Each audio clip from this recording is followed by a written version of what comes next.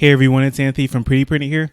In today's video, I'll talk a little more about the configuration options that Flask-User has and how to modify some of the templates to have your app look like you want it to look. So the first thing I'll talk about is configuration. So here I have the page in the Flask-User documentation that shows you the different configuration options. So as we see up here, user enable change password, user enable change username. These are pretty self-explanatory, but if you go through, you'll see a bunch of different configuration options that you can modify for your app.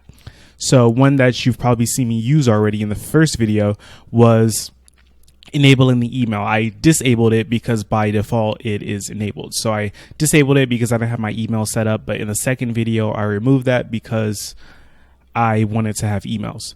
But if you just look at these options, you'll see that there are a ton of options that you can use to customize your application. But one thing I noticed is that the settings aren't exactly correct here. So what you want to do is you want to actually look at the code and look at the default options here, because the documentation and the code does not match up in some cases. So an example would be the URLs. So you see down here in the code, the URL for sign in is /sign-in. And then in the documentation here, the URL for login, where is it? Somewhere close to the bottom. Okay, here we go. It's user/login. So that's obviously not correct. So you want to look at the code to see the actual default values so you don't get confused. I'll leave a link to the code in the description below so you can view that directly instead of going to the documentation, but I'll have a link to the documentation as well. So I'll modify one of these values just to show you how easy it is. And the one that I want to modify is the app name. So there's a configuration value called user app name, and it starts off as app name. And this is going to be used in various places throughout Flask-User. One place is going to be the email that gets sent. So I'll demonstrate that in just a moment. But first I'll add the configuration value to my config, user app name, and I'll call this application Flask-User demo. So now what I want to do is I want to send an email that will use that configuration value so I can see it in the email that gets sent. So what I'll do is I'll create a temporary email. Let's see. So this is my email, and I'll go to my app and register. So test email is going to be that temporary email, and I'll just create password using all the rules that they specify. Okay, so it sends me back to the home page, and it should have sent the email to my temporary email. So I see here I have the email, and inside of the email, it looks like this service wants to see or doesn't want the ad blocker. So, okay, I have the Flask-User demo confirm email here. And I have Flask-User demo in here, and then sincerely Flask-User demo. So of course I can customize this to have any app name that I want. And of course, as you can imagine, they allow you to customize the emails here. I won't show you that in this video, but I'll just show you the place in the documentation. So here, these templates, Flask-User/emails, there are templates here.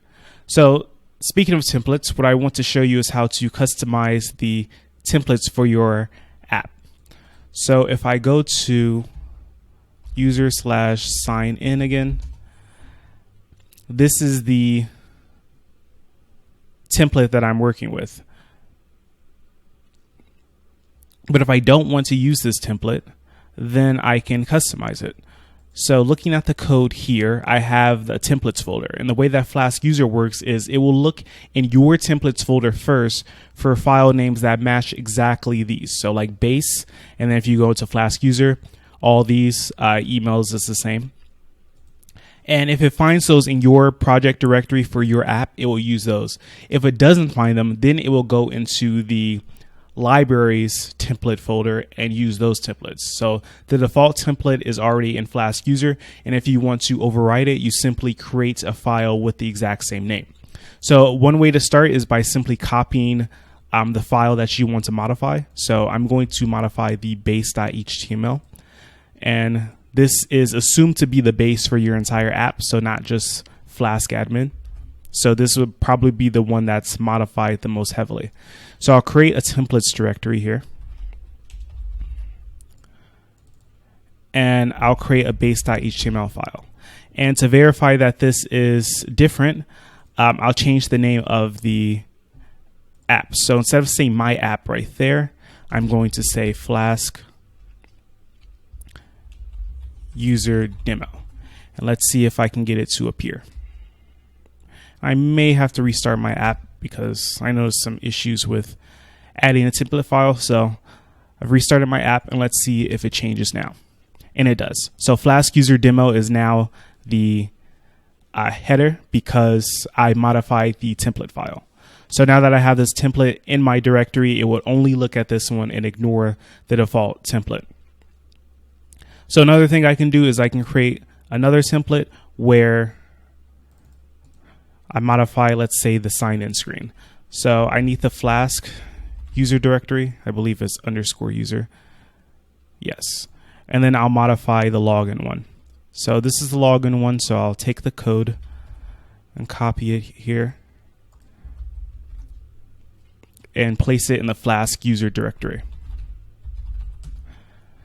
And what I'll modify, let's take a look. Sign in, I'll change that to login.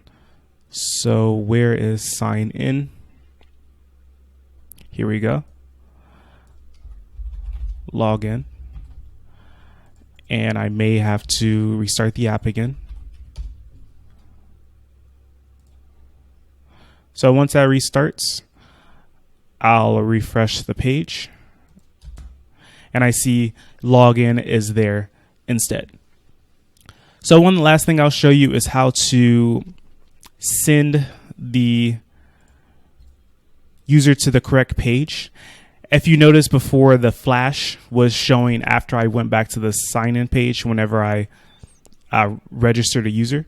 So what I'll do is after I register a user, I'll send the user to the sign-in screen instead of the home screen so they can actually see that message.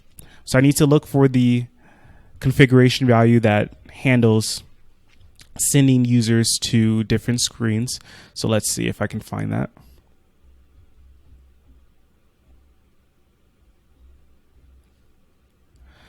And it is somewhere in here.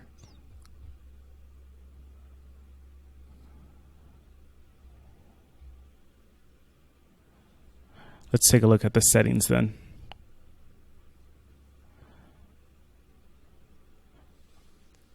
Oh, okay, the endpoints, that's what I was looking for.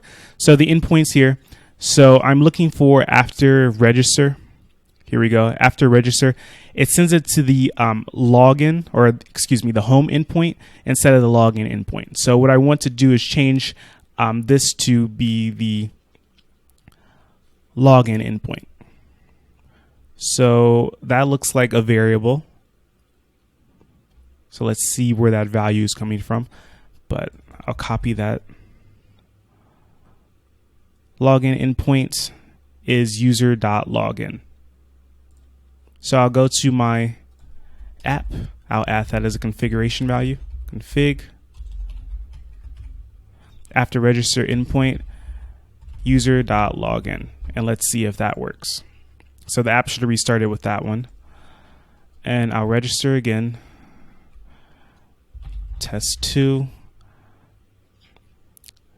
Fake@fake.com. And then I'll put in a password. And let's see if it redirects me to the sign-in screen. And I didn't type in the password correctly. And I'm not giving it everything that it wants. Okay, so that password should be okay. So I hit register. It has now sent me to the sign-in screen. And now I can see the flash message because I am actually on the sign-in screen. Before, it was redirecting me to the home screen. There was no flash on the home screen, so I couldn't see the message. So with that, you should now know how to modify any of the configuration values. Like I said, I'll put a link to these in the description below, and also to the templates directory, so you can see all the base templates there. And you just copy those into your project directory and modify them as you wish, so you can make your application look like you want it to look, because this default template is not very pretty. So you can modify this in any way that you want. So that's it for this video. If you have any questions on Flask-User, just leave a comment down below. If you're interested in checking out my Flask courses, go to prettyprinted.com. I have 3 courses up right now. And if you like this video, please give me a thumbs up. If you haven't subscribed to my channel already, please subscribe. So thank you for watching, and I will talk to you next time.